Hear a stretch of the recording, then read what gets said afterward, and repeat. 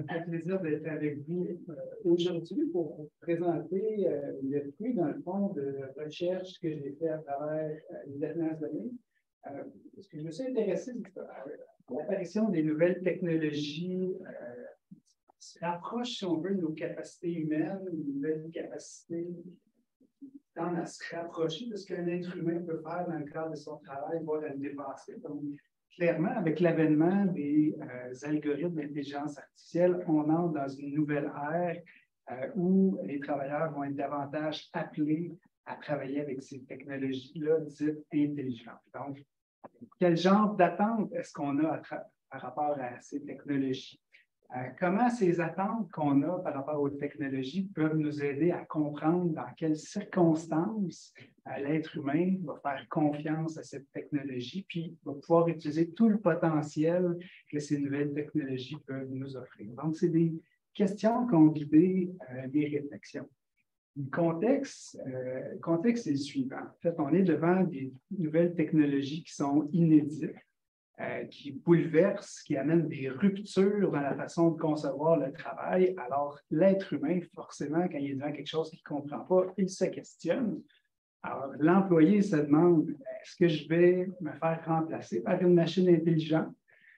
Les dirigeants, eux, se demandent, est-ce que les nouvelles technologies vont pouvoir m'aider à automatiser une certaine partie du travail que font les gens, particulièrement dans un contexte de pénurie?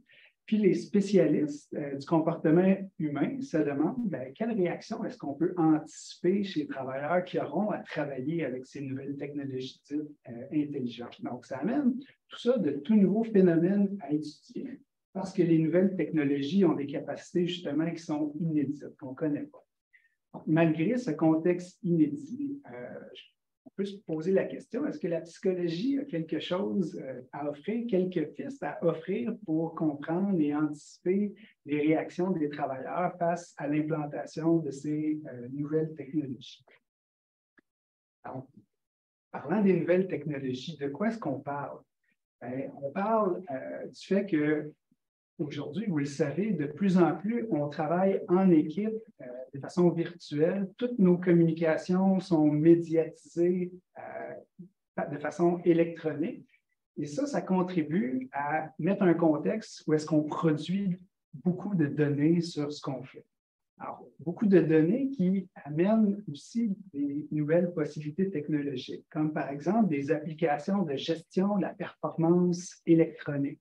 Donc, on sert des données, voire des mégadonnées qui sont générées pour essayer d'être capable de suivre le mieux possible, dans le fond, toutes les activités du travail qui partent de la conception du produit jusqu'à la livraison d'un produit à un client, puis en essayant de trouver, avec des nouvelles technologies qui vont analyser ces données-là, comment est-ce qu'on peut être plus performant, comment on peut améliorer nos processus.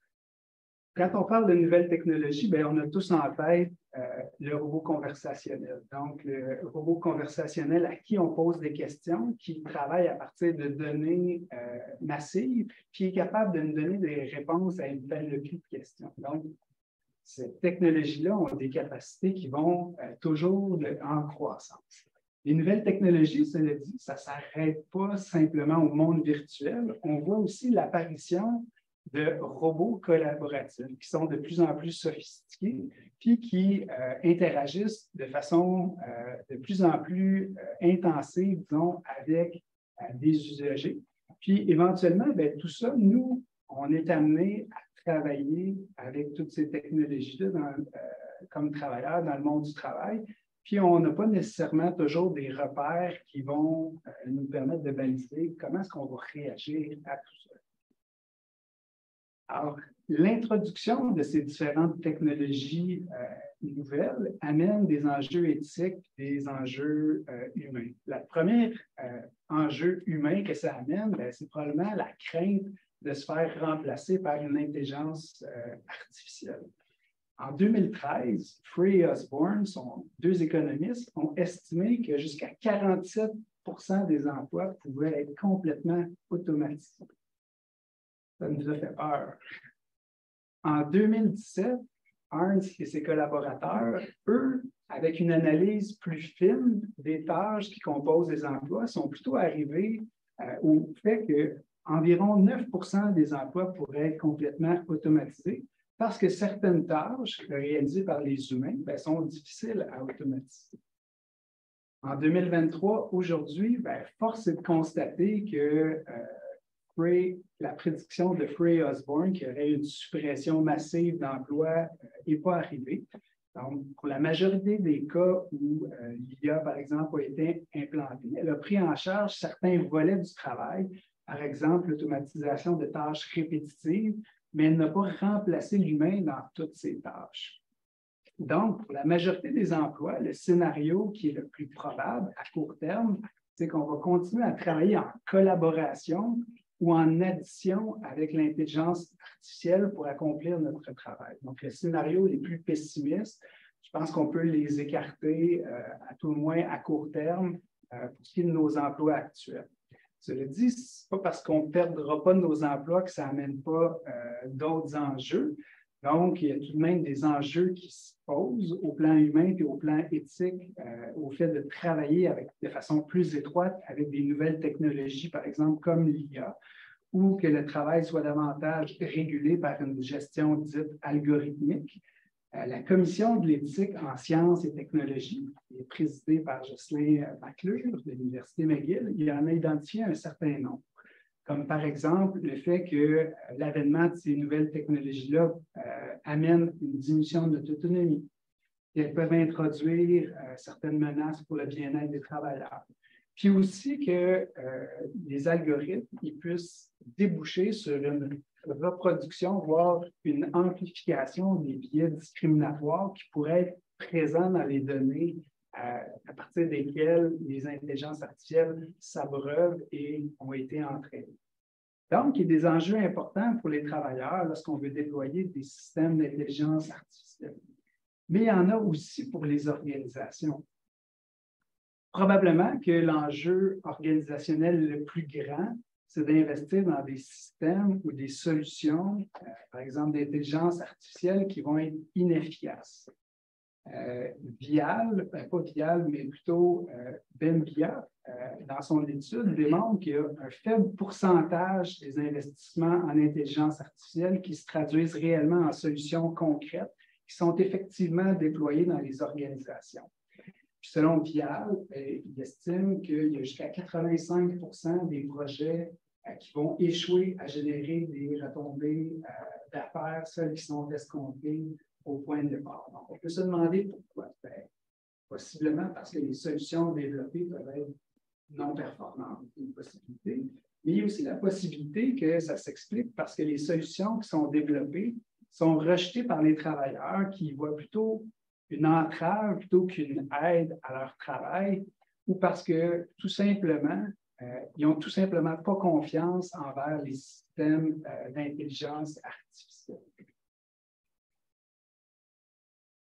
Pour comprendre nos réactions face à l'intelligence artificielle ou à d'autres technologies intelligentes, il y a un concept qui peut être utile et qu'on connaît bien en psychologie, c'est la confiance. Qu'est-ce que c'est la confiance? La confiance, c'est la volonté d'une partie à se rendre vulnérable aux actions d'une autre partie, puis ça basé sur l'attente que l'autre partie va faire une action qui est importante pour soi, et ce, peu importe notre capacité à monitorer ou à contrôler l'autre partie. Si on prend cette définition, l'autre partie, ça peut être un humain, mais ça peut aussi être une technologie intelligente. Ça a amené une question qui guide ma présentation d'aujourd'hui. Est-ce que c'est la même chose, faire confiance à une machine, un algorithme, que faire confiance à un humain? Selon Meyer, la confiance humaine repose sur 3 évaluations. La confiance repose sur l'évaluation que l'autre personne est compétente, donc elle va être capable de faire l'action qui est importante pour moi, qu'elle est honnête, que la personne va faire l'action qu'elle s'engage à faire. Troisièmement, qu'elle est bien intentionnée, que je peux assumer que la personne a mes intérêts à cœur, puis que je n'aurai pas besoin de la surveiller pour voir si elle fait des actions qui sont contraires ou à l'encontre de mes intérêts. Quand tout ça est présent, ça génère de la confiance, une confiance qu'on pourrait dire de type humain. Dans le cas d'une machine, d'un algorithme, sur quoi repose la confiance? Selon LinkedIn, la confiance envers une technologie repose sur 3 évaluations. La confiance repose sur l'évaluation que la technologie est fiable, c'est-à-dire qu'elle est constante dans son fonctionnement, que la technologie remplit sa fonction, c'est-à-dire qu'elle permet de réaliser l'objectif pour lequel elle a été conçue, puis que la technologie est dotée d'une fonction d'aide, c'est-à-dire que je peux l'interroger sur son fonctionnement et obtenir des réponses pour optimiser son utilisation. Quand tout ça est présent, ça génère de la confiance, une confiance qu'on qualifie de system-like trust. De façon intéressante, l'étude de LinkedIn a montré que les 3 évaluations propres au system-like trust sont plus pertinentes que celles associées au human-like trust lorsqu'il s'agit d'expliquer les réactions des travailleurs face à une technologie. C'est donc dire que c'est à partir de ces dimensions-là qu'on devrait prendre en considération et qu'on devrait exploiter quand on veut générer des retombées positives chez les travailleurs face aux nouvelles technologies qu'on veut implanter. Par exemple, comme faire qu'il y ait du plaisir, qu'ils les utilisent, puis qu'il y ait l'intention de continuer à faire confiance aux technologies qu'on leur propose. Dans l'étude de LinkedIn, cela dit, tout ça a été établi à partir d'un programme informatique qui demeure restreint. La question qui se pose maintenant, c'est où est-ce que se situe la confiance dans le cas des technologies intelligentes? Est-ce qu'on devrait utiliser les référents qui sont proches de la confiance envers un système ou est-ce qu'on devrait prendre les référents qui sont davantage propres à la confiance envers l'humain? C'est moins clair. Ça pourrait dépendre, ça, de la forme dans laquelle s'incarne l'IA. Par exemple, un algorithme, c'est quelque chose qui est non incarné, alors que dans le cas d'un robot ou un COBO, les Collaborative Robots, ça pourrait être, là, dans ce cas-là, la forme d'IA la plus proche de l'humain par sa forme incarnée, donc une entité à laquelle on donne une forme repérable et physique, qui agit dans le monde physique et non seulement dans le monde virtuel. Justement, à propos des robots, il y a des recherches de Mal qui ont été faites en 2019 qui montrent que les gens attribuent aux robots collaboratifs plusieurs capacités qu'ont les humains. Des capacités physiques, comme percevoir le monde, se déplacer, communiquer, des capacités cognitives, comme expliquer les raisons derrière ses actions, qui est un volet rationnel, mais aussi de dire ce qui est bien et ce qui est mal, ce qui est un volet moral, puis même des capacités affectives, comme démontrer, par exemple, des émotions positives. Bien sûr, les capacités sont jugées meilleures pour les compétences physiques interactionnelles, puis les compétences dites rationnelles. Mais il y a quand même des compétences qui sont attribuées dans toutes les sphères de compétences. Quand on compare les robots à d'autres agents, si on veut, les recherches de Mal ont montré que les gens attribuent généralement aux robots moins de capacités qu'aux humains, mais plus de capacités qu'un programme informatique. Pour ce qui est de la capacité morale, bien, les gens estiment que le robot a des capacités équivalentes à un enfant de 3 ans. Cela dit, dans ces études-là, ce n'est pas les capacités réelles qui sont évaluées, c'est plutôt les perceptions que les gens ont face aux robots. C'est possiblement ça qui, je vais vous proposer, qui est le plus important pour comprendre les réactions. Donc, à partir de ces repères, ça peut nous aider à déterminer bien, quel type de confiance est pertinente à considérer pour évaluer la confiance envers un algorithme ou envers un robot. Est-ce que nos attentes sont plus proches de ce qu'on attend d'un humain ou de ce qu'on attend d'un système technologique? Donc, à ce sujet, on pourrait penser que pour un algorithme et pour un agent conversationnel, notre confiance repose surtout sur des aspects qui caractérisent le système like trust. Pour les robots, ça pourrait être un peu différent et ça pourrait être davantage des aspects du human like trust. Cela dit, pour l'instant, la plupart des systèmes d'IA ne sont pas incarnés sous une forme physique. Donc, on peut penser qu'en ce moment, pour savoir comment les gens vont réagir au système d'IA, on a des bons repères du côté du système Light Trust. On a des attentes qui sont différentes envers un humain puis envers une machine. Parce que, dans le fond, on voit que la confiance, elle est basée sur des évaluations différentes. Donc, des attentes différentes. Donc, ces attentes différentes-là vont générer davantage de confiance envers les humains ou envers les machines. Ça va dépendre aussi du type de tâche. Pour les tâches qu'on dit opérationnelles, la confiance initiale va être habituellement plus élevée pour la machine intelligente en comparativement à l'humain. Pourquoi?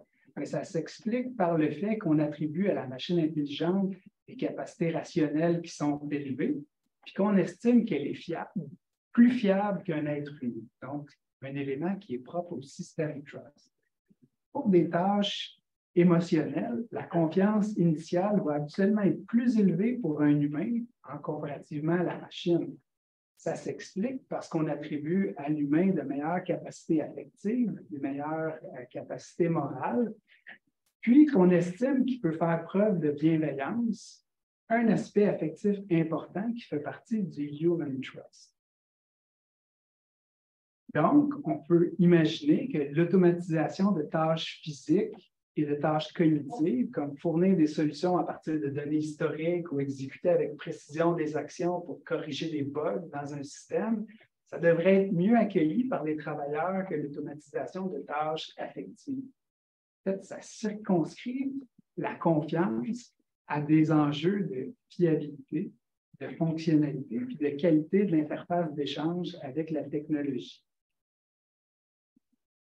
Cela dit, un autre paramètre qui est important pour comprendre les attentes différentes qu'on peut avoir entre les humains et par rapport aux machines, lorsqu'on interagit avec un humain ou une machine, c'est la capacité d'adaptation ou l'adaptabilité perçue de l'humain ou de la machine. En général, bien, on considère que l'être humain est plus adaptable que la machine parce que l'être humain n'opère pas selon un programme prédéterminé qui peut faire preuve de flexibilité dans l'utilisation de ses ressources dans un éventail de situations. En contrepartie, pour la machine, bien, on la voit comme étant moins adaptable puis fonctionnant selon un programme prédéterminé qui est fixe.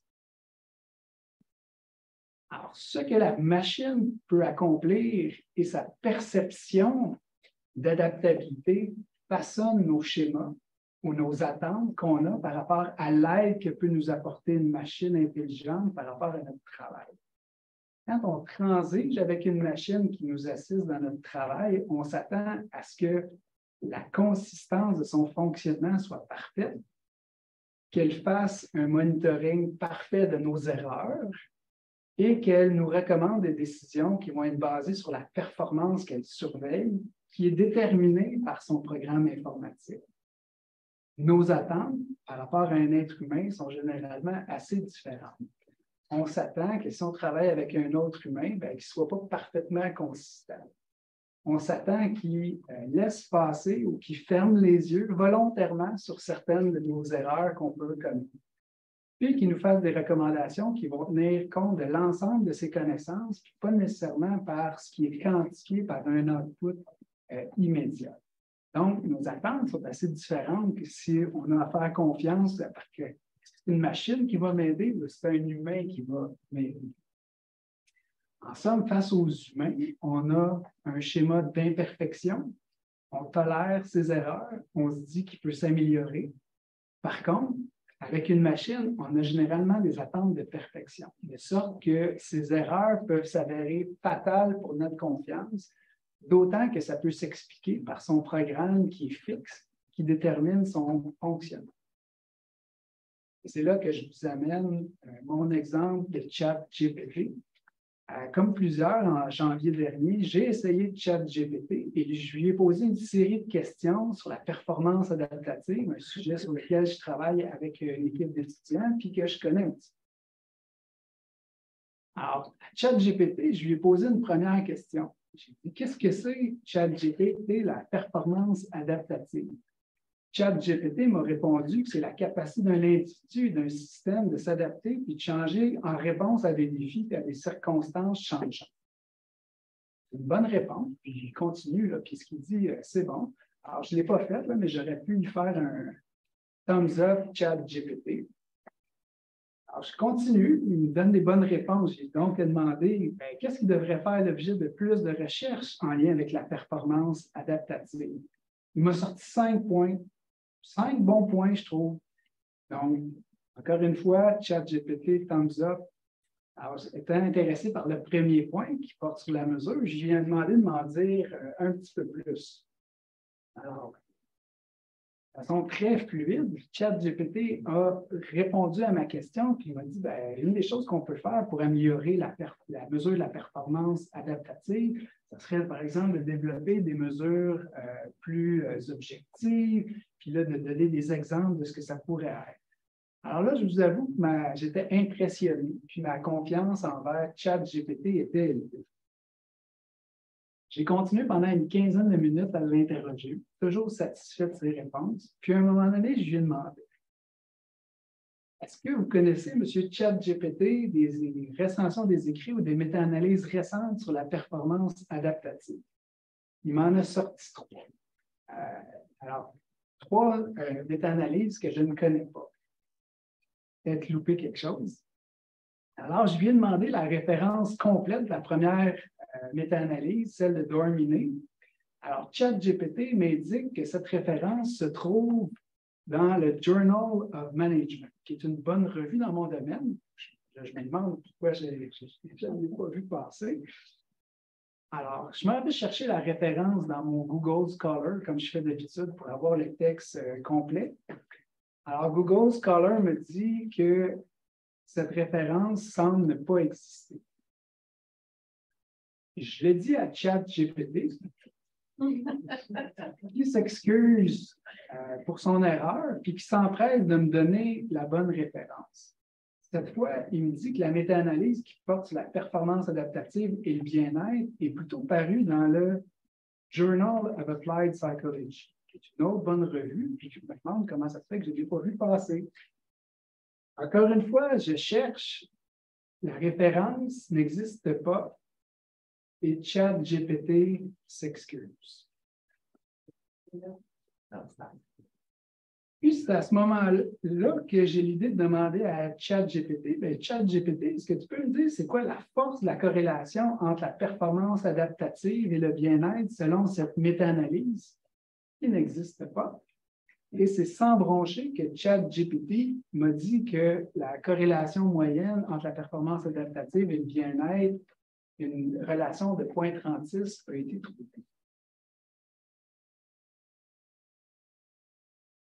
À la suite de cette expérience, quel est votre niveau de confiance envers ChatGPT? C'était pourtant une tâche opérationnelle qui faisait appel à des capacités de traitement de l'information. Il aurait dû performer. Si on en fait une appréciation, on peut dire une appréciation par des éléments du système trust. On peut dire qu'il n'est pas fiable. Il donne des réponses inconsistantes. Une fois, il me dit que l'article a été publié dans le Journal of Management, puis l'autre fois, je demande encore, il me dit que c'était publié dans le Journal of Applied Psychology. Donc, il n'est pas fiable. Puis, il ne remplit pas sa fonction, qui est de répondre correctement à des questions qui nous permettent d'approfondir notre connaissance sur un sujet. Puis, pire, il est capable de créer des réponses qui n'existent même pas. Alors, vous pouvez imaginer que mon niveau de confiance envers ChatGPT, là, a piqué du nez. Est-ce que c'est existé dans JP? Non. Non plus. Bon. Non, ça n'existe pas. Il faut juste que je réajoutais pour valider la position. J'ai fait exactement la même chose sur un autre sujet. Il y a hier, je l'ai envoyé à Robert. Là. Exactement. Il m'a référé à une revue de quelque chose qui n'existait pas dans une revue scientifique. Et quand j'ai souligné ça, il s'excusait, puis il me donnait une autre référence. C'est exactement. C'est juste le sujet qui est différent. Exactement. Mentionner que dans le fond, ce n'est pas un cas anecdotique. J'ai un autre schéma aussi pour montrer que je me posais la question comme utilisateur, est-ce que c'est un cas anecdotique que ma perte de confiance suite à l'erreur commise par ChatGPT? Bien, possiblement pas. Lorsque l'agent conversationnel de Google, le Google Bard, a répondu à une question sur le télescope James Webb, une réponse erronée, puis qu'un journaliste en a fait part dans les médias, le lendemain, l'action de la compagnie a chuté de 7 %. Donc, dire que la confiance de nombreuses personnes a été ébranlée. Et moi, personnellement, depuis mon expérience, je n'ai pas réutilisé ChatGPT pour l'interroger sur la littérature scientifique. Dans l'exemple que j'ai donné, c'était un exemple de tâche opérationnelle. Mais ça arrive souvent que les tâches qu'on cherche à automatiser ne sont pas nécessairement des tâches qui sont strictement opérationnelles. C'est souvent des tâches qui combinent des aspects techniques et des aspects qui font appel à des compétences humaines ou émotionnelles. C'est par exemple le cas quand on veut automatiser un processus de recrutement de personnel. Donc, Langer a fait une étude dans ce contexte-là. L'étude donc de Langer peut être instructive pour voir si notre confiance envers les machines intelligentes puis envers les humains fonctionne de la même façon dans ce type de tâches. Donc, dans cette étude, ils ont fait des scénarios pour comparer la confiance d'un recruteur envers une aide humaine ou envers une aide algorithmique. Dans cette étude, ils ont choisi, eux, de travailler avec les dimensions du Human Trust pour déterminer si le conseiller humain ou le conseiller algorithmique qui conseillait le recruteur était compétent pour sélectionner des bons candidats, intègre, soit qu'il fournisse des recommandations selon les règles établies qui soient non biaisées, puis que l'agent soit bien intentionné, soit que l'aide humaine ou algorithmique soit perçue comme agissant en considérant les intérêts du recruteur qui l'utilise. Avec ces paramètres, Langer a trouvé que la confiance initiale était plus élevée envers le conseiller humain qu'envers le conseiller algorithmique sur les dimensions compétence et intégrité. Dans le cas de la compétence, ça pourrait s'expliquer par le fait que la tâche comprenne des aspects émotionnels. Dans le cas de l'intégrité, c'est un petit peu moins facile à comprendre. Langer avance que ça pourrait s'expliquer sur le fait que peut-être que le recruteur avait des faibles attentes par rapport à l'aide algorithmique basées sur ses connaissances que les algorithmes sont souvent critiqués pour le fait qu'ils peuvent reproduire des biais. Sinon, l'algorithme aurait dû être meilleur que l'être humain. Puis pour le troisième élément, ils n'ont pas trouvé de différence statistiquement significative entre recevoir de l'aide d'un humain ou d'une machine. Et donc, à la base, comme la confiance initiale est plus élevée envers l'humain, on peut imaginer que les attentes sont plus grandes envers le conseiller humain qu'envers le conseiller algorithmique.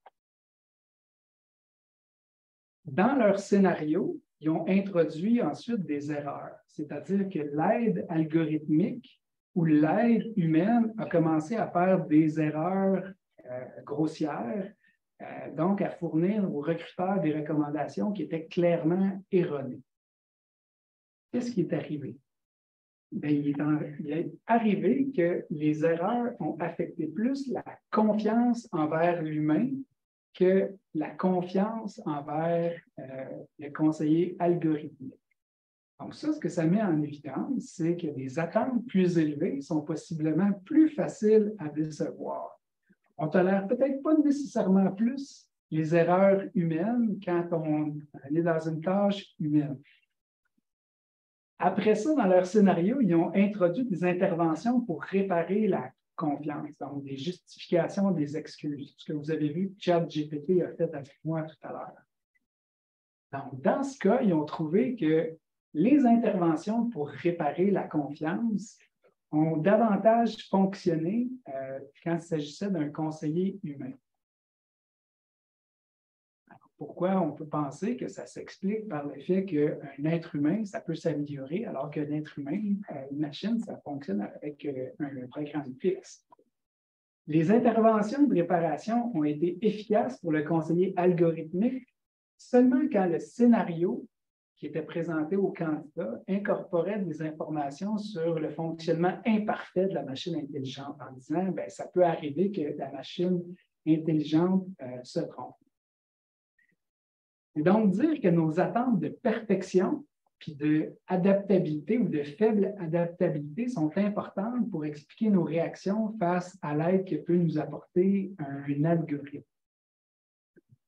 Cela étant dit, la machine ou l'algorithme va difficilement se racheter d'erreurs qui sont liées à la consistance. Une fois donné une réponse, puis une autre fois donné une réponse, parce qu'on a des attentes à ce que la machine soit vraiment fiable dans son fonctionnement. Tout ça m'amène à penser que la confiance qu'on aura face aux nouvelles technologies, bien, ça va être fortement basé sur nos attentes, puis que ça revient, à mon avis, essentiellement à une question de calibration entre nos attentes puis les capacités des nouvelles technologies.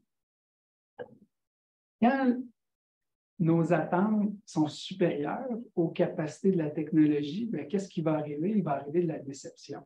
On l'a vu dans mon exemple avec ChatGPT, lorsqu'il s'agit de faire des recherches factuelles dans la littérature scientifique, j'ai été déçu. Mais ce n'est pas le seul cas qui peut arriver. Parfois, on donne des looks très humains à des robots industriels, avec des yeux, des visages, des bras. Mais avec ça, on a des histoires de travailleurs qui ont commencé à s'attacher émotionnellement et à parler de leurs sentiments avec les machines. Puis malheureusement, bien, les machines ne leur ont jamais répondu sous cet angle émotif, créant sûrement quelques déceptions chez ces travailleurs. Cela étant dit, l'inverse peut aussi arriver. Quand nos attentes sont en deçà des capacités réelles de la machine, bien, dans ce cas-là, ça amène une sous-utilisation. Si on a des attentes qui sont assez en lien avec les capacités des machines, bien là, il peut arriver différents scénarios. Si nos attentes sont faibles, les capacités sont faibles, bien, on n'utilisera pas vraiment les technologies d'intelligence artificielle, puis on ne fera pas nécessairement attention aux résultats qu'ils ont à nous offrir. Donc, c'est un cas qui peut exister. Alors que quand les capacités sont fortes, puis qu'on a des attentes aussi par rapport à ces technologies-là, là, ça va amener une plus grande utilisation, mais ça peut aussi amener une plus faible vigilance par rapport aux erreurs que peut commettre l'aide qu'on peut recevoir d'une intelligence artificielle.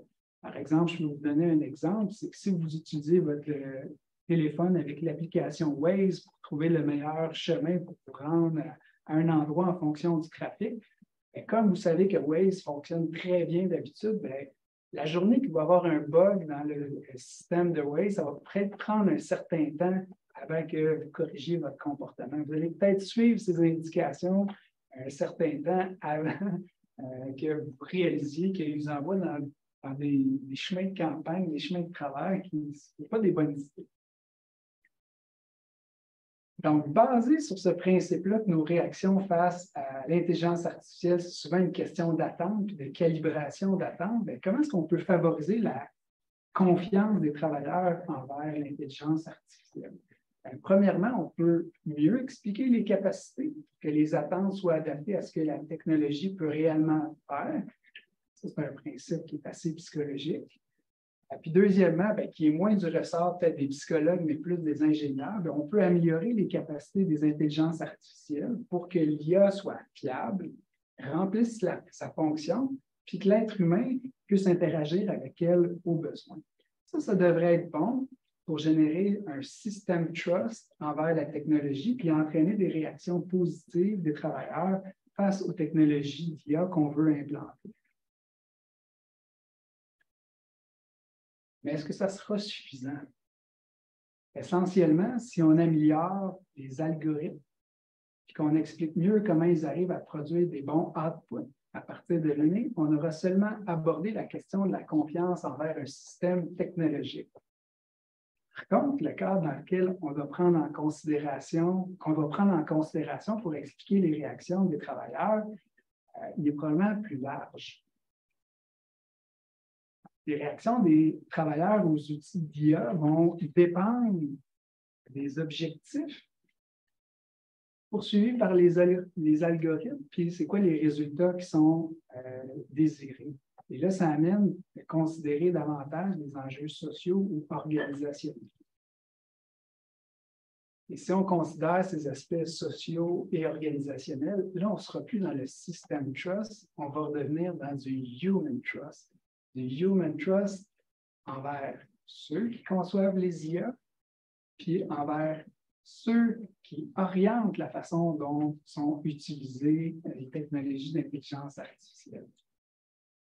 Donc, avec ces points de repère-là, ça va être amené à se poser la question, est-ce que ces gens-là sont compétents, en aide et bienveillants? Donc, en somme, pour comprendre de façon complète, je pense, les réactions des gens face aux nouvelles technologies, c'est important de prendre en considération le contexte social et organisationnel, comprendre pourquoi les travailleurs ont confiance en l'IA, pourquoi ils peuvent avoir des réactions, comment est-ce qu'on peut générer des réactions favorables si on veut implanter des outils d'IA. Des études comme celle que je vous ai présentée, comme celle de Langer, ne vont pas être jamais complètement satisfaisantes pour étudier ce genre de questions-là. Comme la majeure partie des études actuelles sur l'intelligence artificielle sont basées sur des scénarios faits dans des contextes expérimentaux, puis qui ne prennent pas en compte des enjeux réels qui ont rapport au milieu organisationnel, bien, on peut avoir des questions sur est-ce que les résultats d'une étude comme je vous ai présenté vont pouvoir se généraliser en milieu de travail quand les employés vont réellement avoir des enjeux réels avec ces nouvelles technologies-là. Donc, si on veut mieux prendre en considération le contexte, on devrait, à mon avis, investiguer au moins 2 questions pour comprendre la confiance des gens envers les nouvelles technologies. C'est quoi les objectifs qui sont poursuivis derrière l'utilisation des technologies? C'est quoi les perceptions que les gens ont de ça? C'est quoi les résultats qui sont observés suite à l'utilisation des technologies? En lien avec les objectifs perçus, avec mon collègue Denis Lajoie, on a fait une étude sur les objectifs perçus derrière l'utilisation de nouvelles technologies. Dans ce cas-là, c'était une technologie de monitoring électronique de la performance. Dans cette étude-là, on a essayé de sonder pour voir ce que les travailleurs, c'est quoi les motifs qu'ils voient derrière l'utilisation de cette technologie. Donc, ça allait sur une échelle de 1 à 5, vous pouvez être d'accord avec chacune de ces raisons-là. Donc, ça pouvait être dans un objectif de surveillance pure, dans un objectif de gestion de la performance, dans un objectif d'assurer la sécurité du personnel et le respect des règles administratives, ou ça peut être dans un objectif de fournir une meilleure rétroaction pour favoriser le développement des personnes. Donc, plus qu'on va vers le développement des personnes, mais plus qu'on va dans la bienveillance. Dans cette étude-là, on a trouvé que la surveillance pure a un effet négatif sur la satisfaction des besoins humains fondamentaux, sentiment d'autonomie, de compétence et d'affiliation, alors que plus on progresse vers des éléments qui contiennent de la bienveillance, plus qu'on est en mesure de démontrer des effets positifs sur la satisfaction des besoins humains. Donc, ce que ça suggère que l'objectif poursuivi est important à prendre en considération, puis ça, au-delà de la technologie en tant que telle qu'on va implanter dans les milieux de travail. Et des résultats, bien, il y a au moins 2 éléments qui seraient importants à prendre en considération. Est-ce que les bénéfices prévus sont obtenus suite à l'utilisation de la technologie intelligente? Deuxièmement, est-ce que la technologie a engendré des effets indésirables? À ma connaissance, il y a très peu d'études indépendantes et crédibles qui ont été publiées à ce sujet-là. Alors, si vous voulez faire de la recherche là-dessus, ben, moi, je pense que ça pourrait être une piste sur laquelle il serait bon d'accumuler des données et d'être aussi vigilant pour mieux comprendre l'impact des intelligences artificielles dans le monde du travail. Parce que si on comprend les impacts que ça crée, on va peut-être pouvoir mieux comprendre les réactions, pourquoi les gens y font confiance ou ils ne font pas confiance à ces technologies-là. Dans ce contexte élargi. J'avais donné des recommandations pour améliorer la confiance, mais c'était strictement basé sur des aspects plus propres à la technologie. Maintenant qu'on regarde les enjeux de façon plus globale, si on veut, qu'est-ce qu'on pourrait faire pour augmenter la confiance envers l'implantation d'un système d'intelligence artificielle qu'on voudrait implanter? Donc, la Commission de l'éthique en sciences et technologies, auquel je fais partie pour justement réfléchir à toutes ces questions-là, il arrive à 2 grands types de recommandations. Il y a toutes sortes d'autres recommandations qui vont être partagées bientôt, mais pour l'instant, je peux vous dire que moi, je vois 2 grands types de recommandations. Premièrement, bien, on peut favoriser un dialogue social plus ouvert sur c'est quoi les objectifs, c'est quoi les résultats qui découlent de l'utilisation des systèmes d'intelligence artificielle. L'objectif étant qu'on puisse négocier des solutions qui soient le plus acceptables possible pour les dirigeants, travailleurs, syndicats, instances gouvernementales. Donc, pas juste pour une partie prenante, mais donc pour un ensemble de parties prenantes qui ont sûrement des intérêts en compétition puis en divergence, mais qu'on arrive à quelque chose de commun. Deuxième chose qu'on peut faire pour augmenter la confiance, c'est instaurer des mécanismes de contrôle. Puis on est dans un moment où si vous écoutez la télé, puis si vous entendez ce qui se passe au niveau de l'intelligence artificielle, il y a plusieurs recommandations qui commencent à converger vers cette proposition-là, qu'on devrait premièrement clarifier c'est quoi les règles du jeu, c'est quoi les droits des travailleurs, puis aussi d'instaurer des systèmes d'audit. Systèmes d'audit qui permettraient de certifier les technologies d'IA qui sont utilisées, s'assurer qu'elles ne génèrent pas, ne sont pas conçues à partir de programmes qui génèrent, par exemple, des biais et des traitements injustes.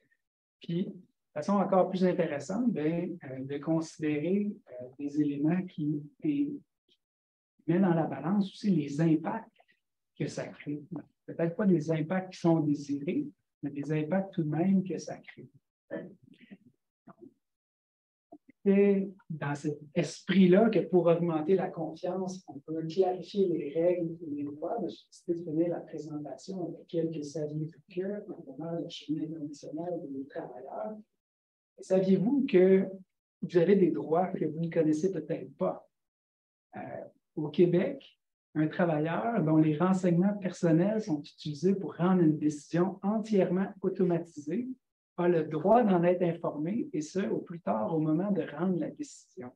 Donc, vous faire gérer complètement par une intelligence artificielle, vous pourriez décider que non, vous n'êtes pas d'accord. En fait, c'est qu'on doit vous informer au Québec de la chose. Dans l'Union européenne, ça va plus loin. Une personne a le droit de connaître la logique sous-jacente à la prise de décision automatisée et les conséquences prévues.